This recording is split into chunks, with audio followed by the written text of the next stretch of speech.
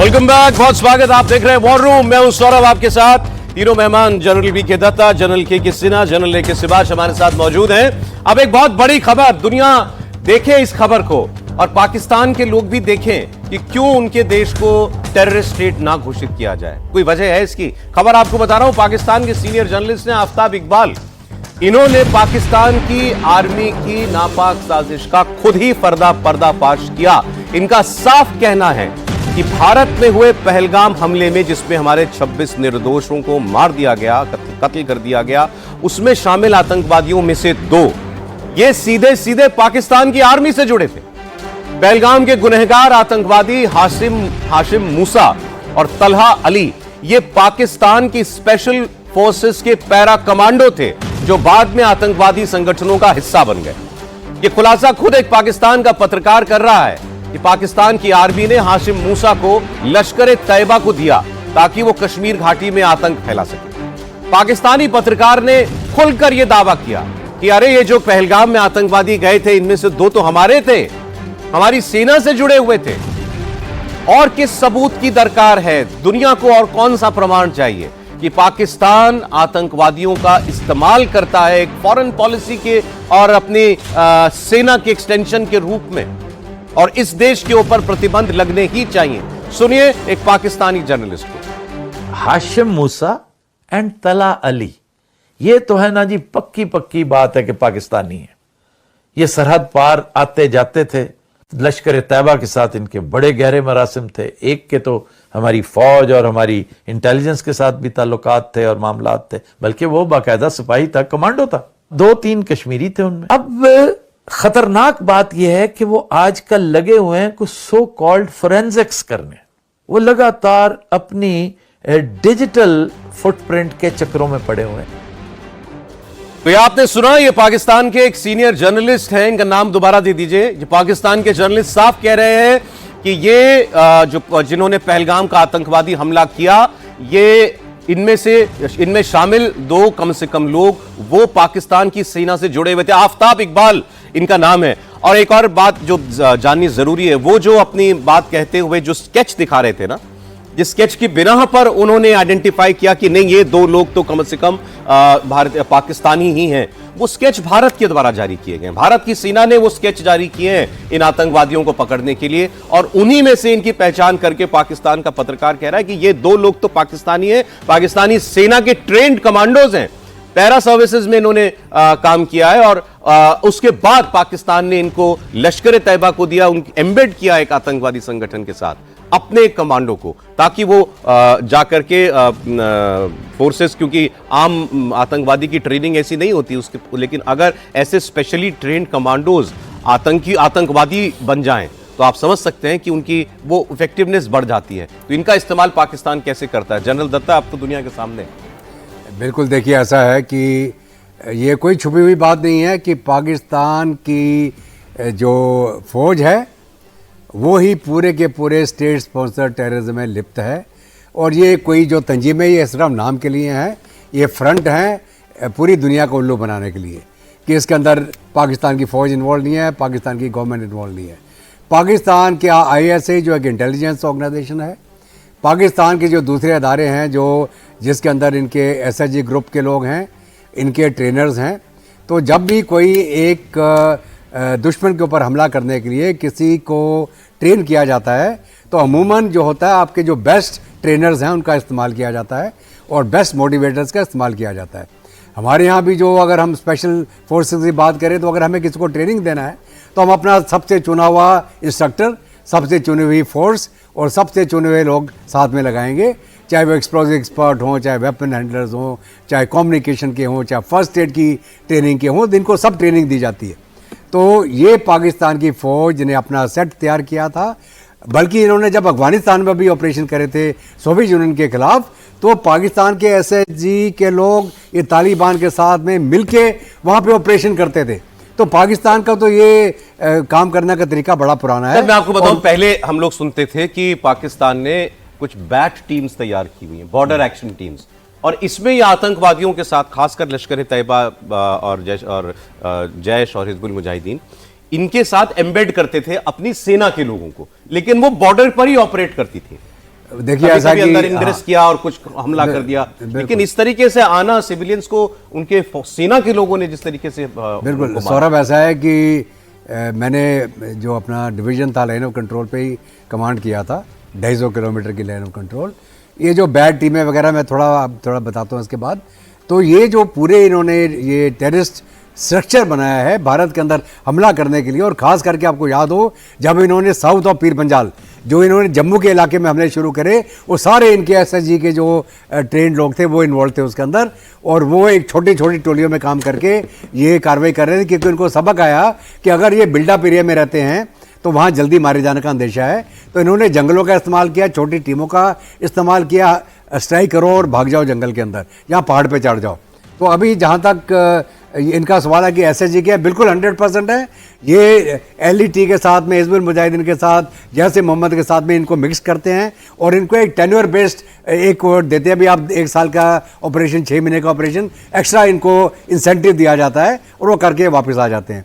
और जहाँ तक बैड टीम्स का सवाल है, वो क्या है, लोकल ऑपरेशन करने के लिए हम, जैसे एलसी में उनके भी लोग हैं, हमारे भी हैं, तो ये क्या करते हैं, अपना इनको मिक्स करके एसएसजी के लोग ये तंजीम के लोगों को आगे भेजते हैं, ताकि अगर मारे जाए तो वो मारे जाएं, अगर वो आगे निकल गया तो फिर ये पीछे घुस के जो नुकसान करने की कोशिश करते हैं। अच्छा। तो बैड एक्शन टीम जो होती हैं उसको बॉर्डर एक्शन टीम बोलते हैं, लोकलाइज ऑपरेशन के लिए है, वो इन्फिल्ट्रेशन में इन्वॉल्व नहीं होते। अब पाकिस्तान और टेरर और टेररिस्ट ये कैसे सिनोनिमस हैं, मतलब एक दूसरे के पूरक शब्द आप मान लीजिए इनको। इसके दो आपको खबरें और दे रहा हूं जनरल साहब, फिर मैं आता हूं। अब पाकिस्तान के अंदर आप हाफिज सईद की रिहाई के लिए इस्लामाबाद में मौलानाओं की मीटिंग हुई। आतंकवादियों का प्रेम फिर सामने आ गया। मौलानाओं की इस बैठक में हाफिज सईद को रिहा करने की मांग की गई। इस सर्वधर्म बैठक के नाम पर, यह भी अच्छा मजाक है, ये पाकिस्तान में सर्वधर्म बैठक हो रही है, इसके नाम पर कई आतंकवादी संगठनों की टीमें पाकिस्तान की राजधानी में जमा हुई और हाफिज सईद को छोड़ने की मांग की गई है। सुनिए आप।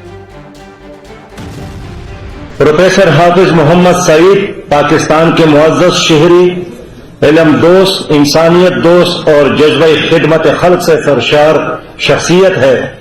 आए रोज हिंदुस्तान का उनके खिलाफ प्रोपेगंडा करना, झूठ की बुनियाद पर दुनिया में वावेला करना शर्मनाक और मुजरिमाना हरकत है। उसकी मजम्मत करते हुए हुकूमत पाकिस्तान से उनके रिहाई का फौरी तौर पर मुतालबा करते हैं। पहले तो ये आपको यही हम कह दें कि हाफिज सईद किसी किस्म की कोई जेल में होगा या उसको कोई सजा भुगत रहा होगा इस वक्त, ये भी मजाक है, कुछ नहीं होता ऐसा पाकिस्तान। जब किसी व्यक्ति के ऊपर खूब इंटरनेशनल स्पॉटलाइट आ जाती है, या ऐसे केस में, क्योंकि अब भारत अगर मुरीदके में मिसाइल मार सकता है, तो जाहिर है हम तो खुली तौर पर कह रहे हैं कि ये व्यक्ति जो है या तो भारत के हवाले किया जाए, नहीं तो भारत इसको ढूंढ कर मारेगा। तो ऐसे में पाकिस्तान को इसका डर तो है। डर सबसे बड़ा इस बात का है कि अगर इसे कुछ हो गया तो एक उसका बहुत बड़ा एसेट खत्म हो जाएगा, और अगर ये पकड़ा गया तो ये पूरी दुनिया के सामने पाकिस्तान को एक किस्म से नंगा कर देगा। पाकिस्तान और आतंकवादी संगठन, पाकिस्तान की सेना और टेररिस्ट कैसे एक ही हैं, ये सारे खुलासे ये आदमी कर सकता है। इसीलिए इसको प्रोटेक्ट करने के लिए कभी कभी इसको प्रिवेंटिव कस्टडी में डाल देता है। तो जेल, सजा, ये सब मजाक है, धोखा है। तो वो जो मांग कर रहे हैं वो दरअसल ये कहना चाहते हैं, इस आदमी को बाहर निकालो आप, कि ये बोले, ये रैलियां करे, ये अपना काम कर सके जो आतंकवादियों को इंडोक्ट्रिनेट करने का है, उनको मोराल उनका ऊपर करके उनको भेजने का है, उस काम में आगे बढ़ाने के लिए इसको छोड़ने की मांग हो रही है। देखिए सौरभ जी, आपका एब्सोल्युटली सही है। देखिए हाफिज सईद के बारे में यदि आप हैं तो उसका $10 मिलियन उसके सर पे रखा गया था। उसको तकरीबन पाकिस्तान के कोर्टों से 82 इयर्स का प्रिजनमेंट है, सोचिए 82 इयर्स का, और वो कभी पेरोल में ज़्यादा रहता है और उसकी किडनी फेल हो गई, ऐसा उन्होंने हवा चलाया हुआ है। इसलिए आर्मी के जितने मिलिट्री हॉस्पिटल हैं वो रावलपिंडी में आपको मिलेंगे, उनके हॉस्पिटल, कभी कराची के हॉस्पिटल में, ये इन जगहों में ये घूमता है और उसको एब्सोल्युटली प्रोटेक्शन बोलते हैं। 7 लेयर प्रोटेक्शंस हैं। जो पहले लेयर प्रोटेक्शन है जो एसएसजी की बात हो रही है उसकी है, तो वो उनका इतना बड़ा स्ट्रैटेजिक एसेट है, इसको माना जाता है, क्योंकि अगेंस्ट इंडिया, ये फिर आप लें, दुनिया के अंदर तो है ही है जब, और उसके अंदर 10 मिलियन हमने नहीं लगाए, ये तो अमेरिका का है। अमेरिका ने इसके ऊपर $10 मिलियन 26/11 के बाद लगा दिया था। तो पाकिस्तान में देखिए सारे बोलते हैं सर्वधर्म, वो सारे मौलवीज़ हैं, वो सारे तंजीमों के लोग हैं, और ये लोग उस कट्टरता को दिखाते हैं जो वहाँ से आती है। तो दुनिया में अपने आप को एक्सपोज कर रहे हैं, और एक्सपोज इतनी बुरी तरह कर रहे हैं। सर बार बार देख करके गुस्सा भी आता है और हैरानी होती है कि कैसे दुनिया आंखें मूंद रही है। तुम ही किसी आदमी पर इनाम रखो, वो खुलेआम घूम रहा है, रैलियां कर रहा है, सभाएं कर रहा है, आतंक फैला रहा है, और तुम्हें मतलब होश ही नहीं है। उसामा बिन लादेन को अगर पाकिस्तान से ढूंढकर मार था अमेरिका ने, तो उसके बाद क्या पाकिस्तान के ऊपर सैंक्शंस क्यों नहीं लगाई? आज इस व्यक्ति को क्यों नहीं पकड़ता जाकर के अमेरिका? देखिए ये तो हम करें। पाकिस्तान, आपको भी पता है सौरभ जी, आप भी बात करते हैं, is the most favoured, non NATO का मोस्ट फेवर्ड नेशन अमेरिका का है, और आज से नहीं, शर्मनाक बात है सर। बहुत अभी भी है। अब आप बताइए, वो उसको अभी भी 335 billion dollar, 95 billion dollar, 395 dollar, 400 billion, उसको मिलियन डॉलर देता है। तो ये जो चीजें हैं दो हैं। और आपको बड़ा एक चीज और एक सेकंड में बताऊंगा। देखिए ऑपरेशन सिंदूर होके के 4 दिन बाद अमेरिका का बड़ा डेलीगेशन, जिसमें डोनाल्ड ट्रंप के फैमिलीज भी हैं, क्रिप्टो का वो उनको हब बनाना चाहते, पहले टेररिज्म का, अब क्रिप्टो का हब बनाना चाहते हैं। सर डोनाल्ड ट्रंप पर तो पूरा एक प्रोग्राम करेंगे किसी दिन। ये आदमी बड़ा मजा आएगा, क्या निकला, बड़ा मजा आएगा। लेकिन सर एक छोटी सी खबर फिर आ रहा हूं आपके पास। इन आतंकवादियों को अमेरिका ढूंढे मारे, क्योंकि उसने ही नाम रखा है, मैं इसलिए कह रहा हूं, हम तो अपना काम करना जो अब कर ही रहे हैं हम तो, या भारत इसका काम तमाम किसी दिन कर देगा और वो खुल्लम खुल्ला करेगा। लेकिन पाकिस्तान में अचानक से फिर वही अननोन गनमैन जो है, उनका पाकिस्तानियों पर जो है खौफ फिर शुरू हो गया है। हिंदुस्तान का एक मोस्ट वांटेड आतंकवादी, मोस्ट वांटेड लिस्ट में एक नाम था, उस आतंकवादी को कराची में मार दिया गया है, सिंध में मार दिया गया है। लश्कर तैयबा और जमात के आतंकवादी सैफुल्लाह को कुछ गुमनाम किलर्स ने ढेर कर दिया। लश्कर तैयबा का एक टॉप कमांडर था, इसका नाम है अबू सैफुल्लाह खालिद, और इसे अज्ञात हमलावरों ने गोली मारकर ढेर कर दिया है। पाकिस्तान के सिंध प्रांत में यह हमला हुआ है, और वहीं ये सैफुल्लाह आपने देखा सड़क पर मारा गया। इसके वीडियो भी कुछ आए हैं, और पाकिस्तानी झंडे में लपेटा गया है। आतंकवादी को पाकिस्तान के झंडे में लपेटा गया है। यहां भी कोई जनरल पहुंचा होगा, मुझे यकीन है, सैल्यूट मारने के लिए। और कहा जा रहा है कि गोली लगने के बाद सैफुल्लाह काफी देर तक सड़क पर पड़ा रहा, और बाद में जब उसे अस्पताल ले जाया गया तो वहां उसकी मौत हो गई, और इसके जनाजे में बहुत भीड़ भी उमड़ी। मैंने वो वीडियो देखा है जिसमें इस जमीन पर पड़ा हुआ तड़प रहा है, और लोग कह रहे हैं कि ये तो सैफुल्लाह है, सैफुल्लाह है। लोग इसको पहचानते थे, मतलब अपने इलाके में एक काफी जाना माना शख्स था। अब इस मारे गए आतंकवादी के ताबूत को पाकिस्तान के झंडे में लपेट कर ले जाया गया, और जनाजे में लश्कर के कई और बड़े आतंकवादी जो टॉप कमांडर्स हैं वो भी शामिल हुए हैं। पाकिस्तान के सिंध में मतली फलकारा चौक है, और उसके पास इस सैफुल्लाह को मारा गया है। ये नेपाल में लश्कर के मॉड्यूल का काम करता था, और नेपाल में ये जो इसकी पहचान थी वो हिंदू नाम से रहता था, विनोद कुमार के नाम से काम करता था। इसने एक नेपाली महिला नगमा बानो से शादी तक कर रखी थी। अब ये सैफुल्लाह भारत में आतंकवादियों की घुसपैठ कराने में भी शामिल रहा, और आतंकवाद के लिए फंडिंग भी जुटाता रहा है।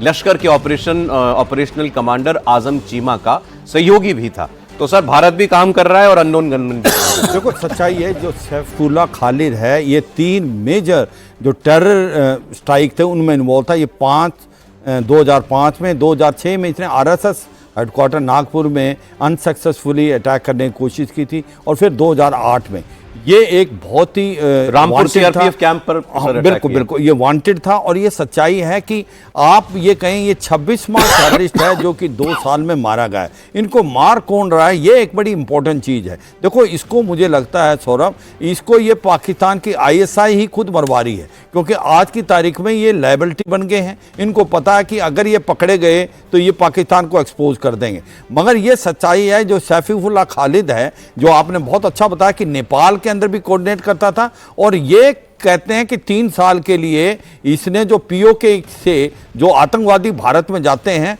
उनको भी इसने कोऑर्डिनेट किया था, लश्कर तौबा और जैश ए मोहम्मद दोनों के। तो ये सच्चाई है, एक बहुत बड़ी चोट है, और अच्छा हुआ। मगर एक चीज़ फिर वही बात हुई, पाकिस्तान का असली चेहरा एक्सपोज हुआ, जब ये बार बार कहता था कि ये जो है नॉन स्टेट एक्टर हैं। जिस प्रकार से इसको पाकिस्तान के फ्लैग के अंदर लपेटा गया, इसको स्टेट फ्यूनरल दिया गया, उसके अंदर आप देखेंगे कि पुलिस के भी और टॉप पॉलिटिशियन भी आएंगे। तो ये तो असली चेहरा है पाकिस्तान का, कि आतंकवाद को पालते भी हैं, पोसते भी हैं और उनको पूजते भी हैं। ये सच्चाई है। मैं यही कहूंगा कि पाकिस्तान को टेरर स्टेट जितनी जल्दी डिक्लेयर किया जाए इतना अच्छा है। ये अमेरिका को भी देखना चाहिए। ये असली चेहरा है पाकिस्तान का, जो पहले हुआ था। अगर आप देखें जो हमले हमने नो किए थे और जिस प्रकार से आतंकवादी मारे गए थे भवालपुर में, वो कौन थे? वहां core commander, general officer commanding division के प्लस टॉप पॉलिटिशियन और ब्यूरोक्रेट उसको अटेंड करे थे। इसका मतलब पाकिस्तान के अंदर जो आतंकवादी, पॉलिटिशियन और पाकिस्तान की जो फौज है, इसके अंदर एक प्रकार से नेटवर्क है। ये एक ही चीज है।